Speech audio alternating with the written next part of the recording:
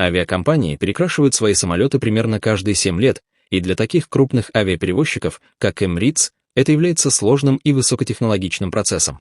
Для покраски Airbus A380 или Boeing 777 требуется команда из 25-30 специалистов, а весь процесс занимает от 7 до 13 дней. Самолет загоняют в специальный большой ангар, где сначала удаляют старую краску, затем тщательно обрабатывают поверхность и наносят грунтовочный слой, который защищает металл от коррозии. Этот этап очень важен для долговечности и безопасности самолета. После этого распыляют несколько слоев краски и аккуратно наносят фирменный дизайн Emirates. Для перекраски одного И-380 используется около 3600 литров краски, и после детальной проверки самолет снова становится готовым к полетам.